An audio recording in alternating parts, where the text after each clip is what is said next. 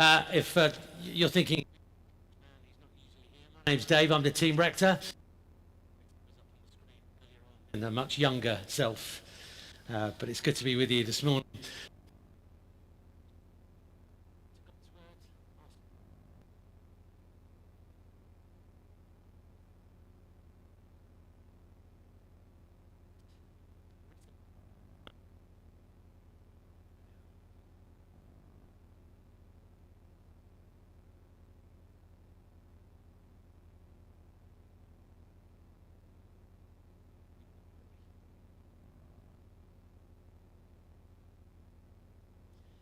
Start with a question. Why are you here this morning? Why?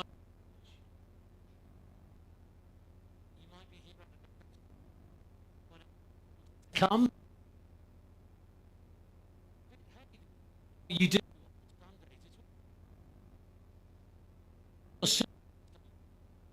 Purpose or hope, or church might be the place to investigate those things. Now, it could be that you're are after that, warm and perhaps dry. That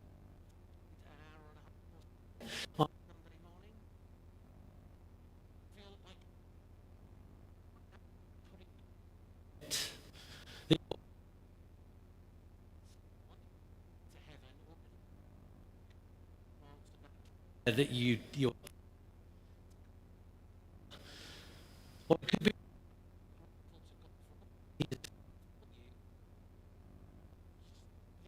him and his people. Maybe it's a mixture of those things. In some team or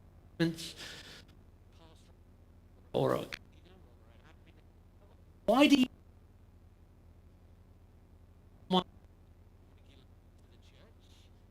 you do that? Is it because you're just one of the turn up to a friend's house for a meal, clearing up afterwards? There's stuff to be done. Oh, my friends on that could be out.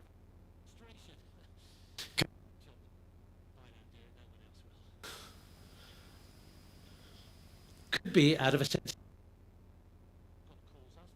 in his service, so you have rolled up your sleeves, you've got stuck in. Could be though because you love the position and you love the in some ways can give you, or it could be again that you think that in some way by serving you're earning up some kind of spiritual credit with God. If you're involved in serving in the church in some way, why do you do it? What's your motive? What do you want to get out of it? And who is your audience? Who are you doing it for? I guess if we're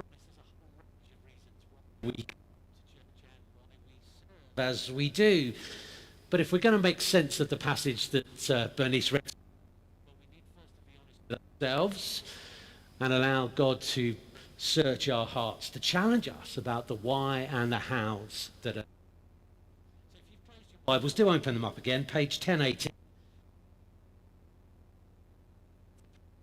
With Jesus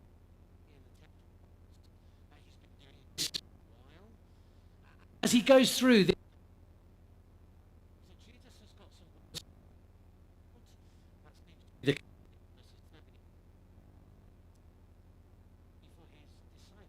the last 4 verses.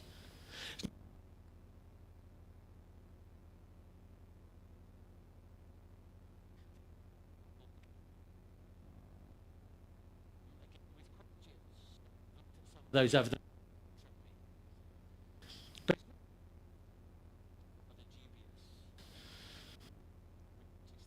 Jesus raises some here about the motivation behind their work, their prayers and their conduct.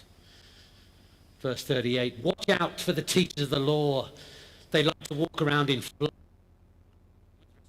the marketplaces, have the most important seats in the synagogue, the pledges of lengthy prayers. hard words from Jesus to them. If we were wonderful, pious sound, they lived out that calling of serving, which is why they had to be dressed up. Joy to do. Received was warranted because it was a holy calling they had. They might lengthy prayers, but it's so people are drawn in to the holiness and majesty of God. And of course, if you question the remuneration that came their way from various sources, well, that was surely justified. We're an important role. A worker deserved his wages. They might have given all kinds of good answers to those kind of questions, but of course Jesus is able to look on the heart. And what he is not at all flattering, is it? They're delighting much more in their position and honour and the respect that the role gives than they are in really. Their lengthy prayers are not but a way of showing off to the crowds. And behind their religious, they've got a deep love of self, a love of power, and a love of money. They might think they're doing it for God, that they're serving the people, but all these means of serving are just a means to an end. All their work, their prayers, their study, their devotion, the time it's taken to get them to this position has almost entirely. They wanted it more for them. The same might be said down in verse 41. They're the ones throwing large amounts of money into the temple treasury. Now, money brought in this way would have been for the free will offerings, maybe paying for the sacrifices that were going on their behalf in the temple. But sometimes people gave money for the upkeep of certain parts of the temple as well.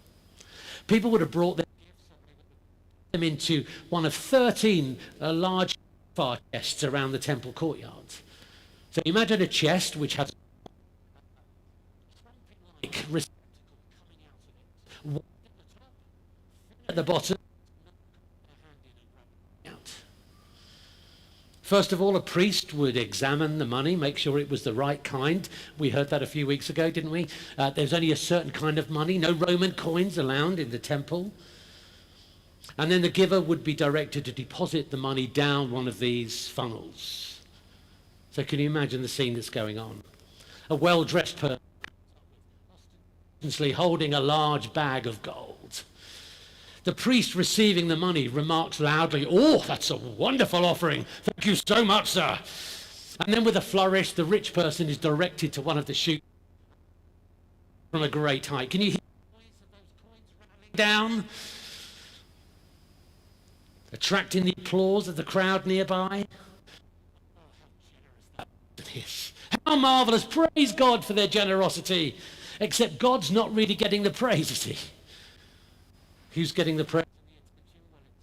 Rich person with their flashy clothes and their large bag of gold. He's being magnified and made much of, not God. Contrast that with the one poor widow who makes her way to the front of the queue. All she has in her hand is the last coins in her possession. All she has to live on. It's virtually nothing, just a few last pennies. Yet she brings them to God. There's no great round of applause, no slaps on the back, no bowing of the head in respect to her, no kind words from the priest receiving her offering. No one really sees, but Jesus does. He sees the woman. Not just the amount that she puts in, but how much it has cost her. And as Jesus looks at this woman, she becomes the object lesson for the disciples. Verse 43, calling the disciples to him, Jesus said, "Truly I tell you, this poor woman has put more into the treasury than all the others. They gave out of their wealth, but she, out of her poverty, put in everything." You see the differences between the two? Whether for wealth or glory or honor or fame, those public shows of piety from the rich and religious are primarily for their own benefits. They're showing off. They're not really doing it for God. The poor woman, though, is giving to God everything she has. Those in verses 28 to 41, well, they're doing the right things.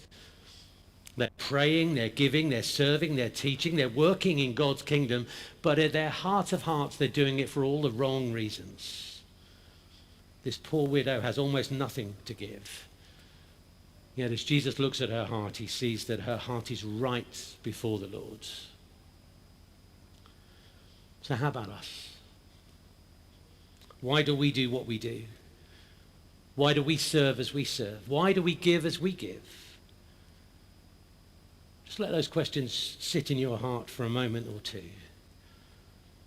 What do we do? Why do we do it? Well, we've thought about some of those wrong reasons.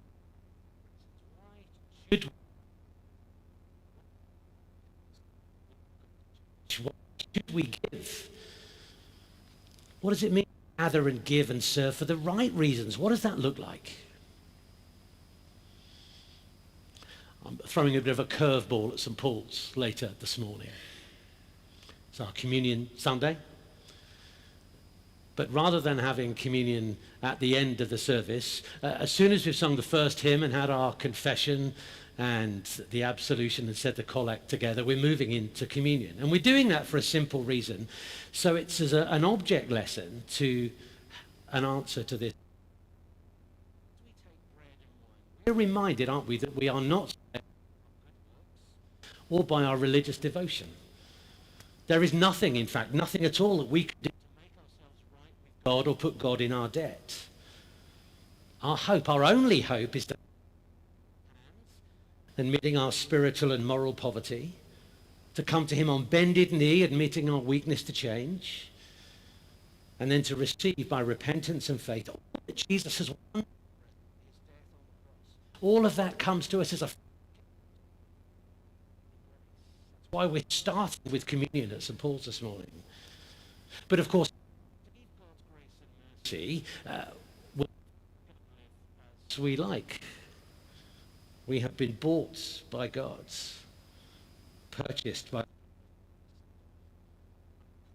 is to rise and live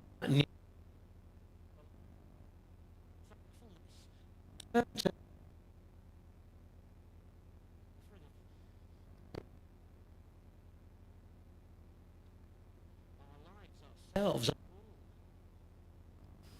Of course, the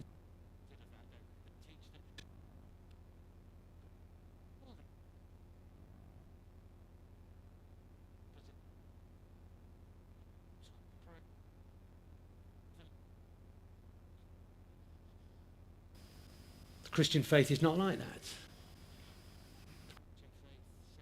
Well, we come to God in because of what he has done.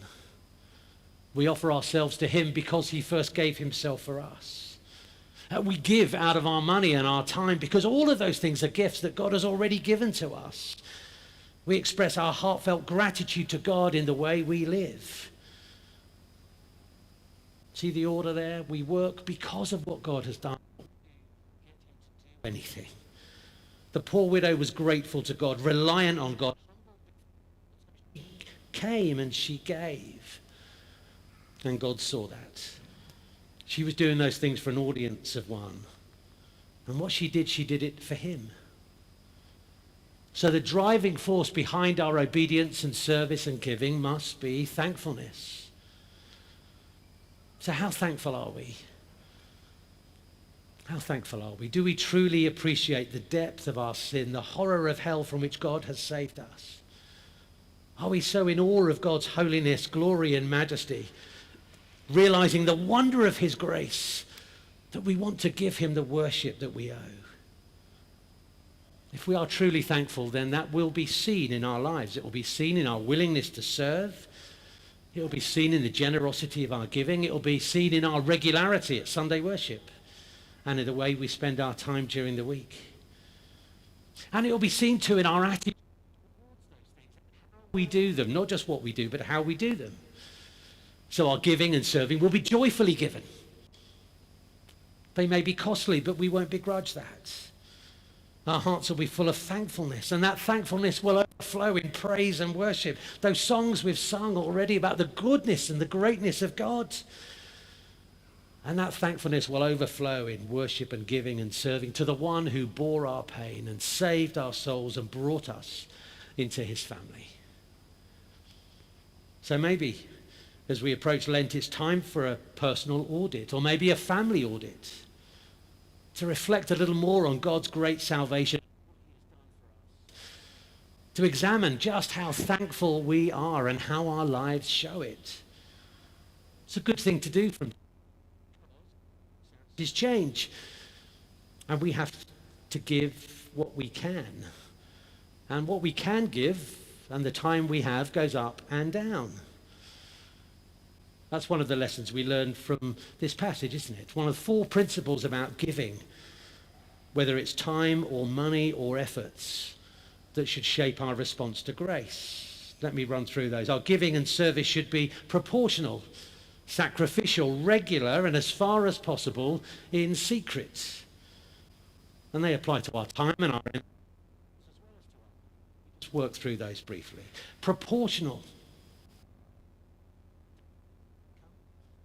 Levels of energy, different amounts of opportunity, different amounts of free time. And those things go up and down, don't they, depending on our circumstances and work commitments. They change with good health and poor health, with age and infirmity.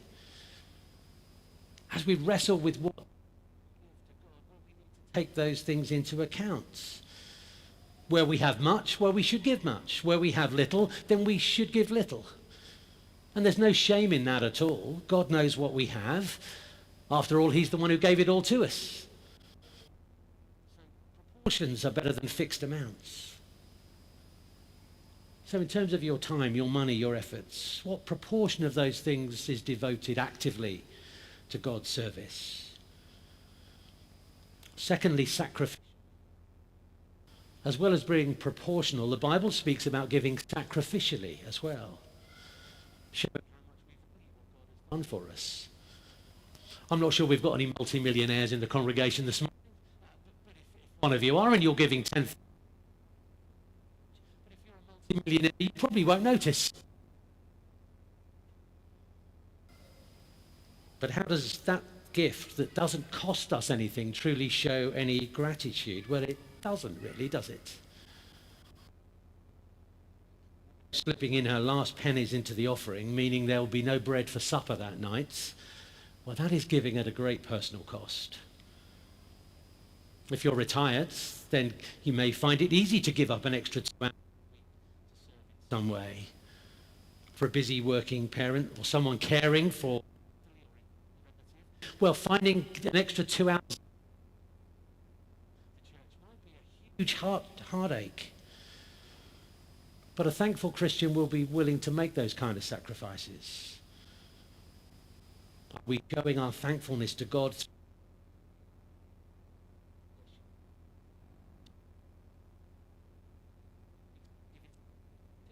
no one else knows.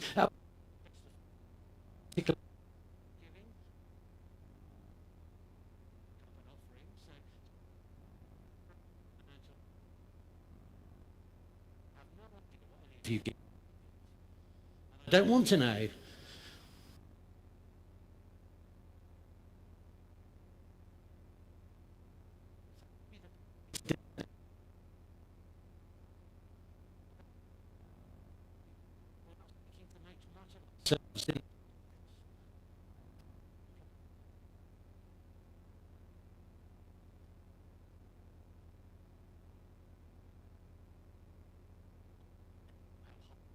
Floor last week. I was here. It's not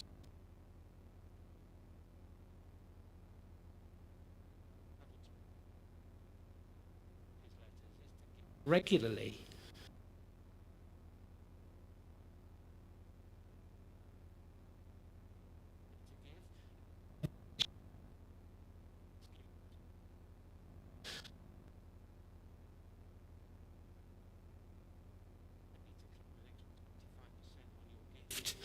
Takes a burden from that finance team.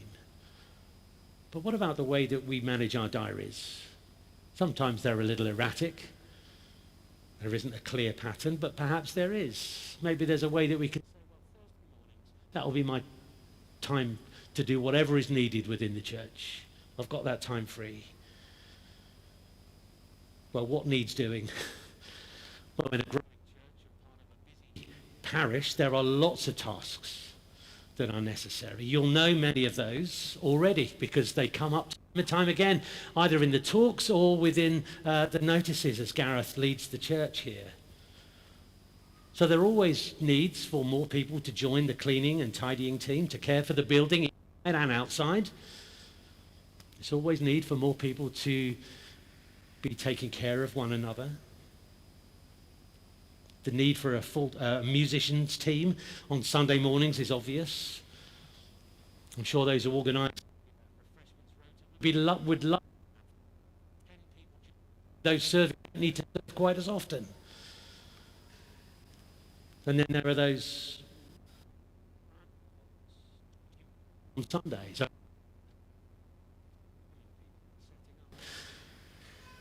Come April, you'll need a church warden. That's a big commitment. One of the crucial needs here at Abbotsbury is for people to be willing to, not just willing to serve, but to lead a team. Now, many of you have got those skills because that's what you've done or are doing now within your work lives. Is now the time that God is calling you to step up and serve in that new way. Across the wider parish, people to help with admin tasks, online presence, to get more involved in our work in schools. Lots of these things it's not like taking on a full-time job. They're not needed every week. So often the cost to us may be small, relatively, but they are important tasks. Some involve extra responsibility, leading teams rather than being a team member. But all of us have a role to play. What is God calling you to do as you live a life of thankfulness to Him? Maybe that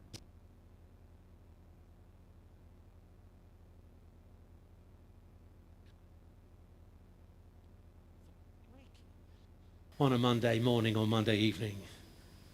If you can't get to those prayer gatherings, why not pledge to set aside that time?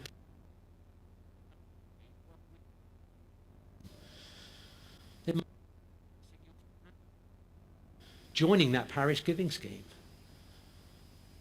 As I draw things to a close, can I ask you, in response to what Jesus is saying here about the right way to respond to God's goodness, can I invite you to take some time over the next couple of weeks to think prayerfully about where God is calling you to serve? To send Gareth a message, a text, an email over the next couple of weeks or so. I've prayerfully considered this, Gareth, and if you need help in these areas, I'm here.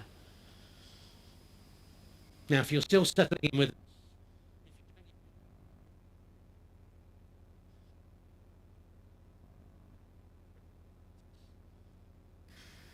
for now, though, let the church family serve and support you. The work and the can come later on when you've joined the family. But if you've been for ages, or maybe you time or resources to give. And maybe instead of me, let me just give you two. Firstly, remember that what God has already done for us. And if you're not sure, there, think.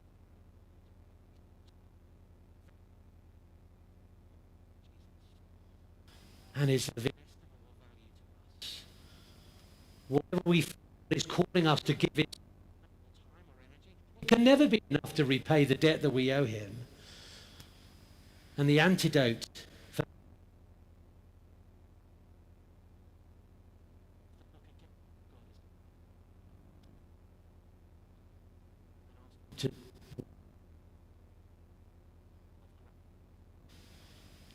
second, Jesus said that His yoke is easy and His burden is light. And out of God's gifts that we have for pleasure and delight. And yes, we do have this call to give and serve sacrificially, but almost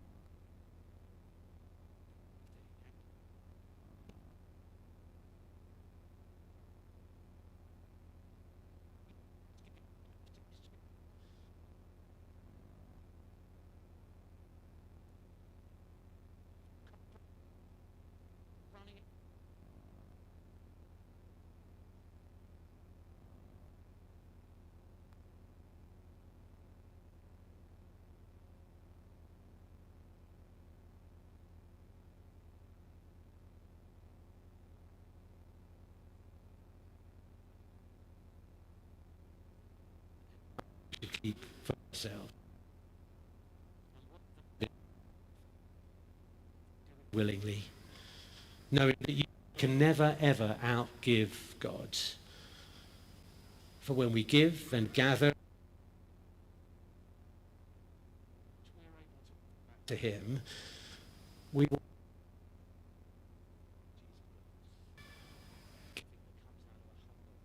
thankful heart.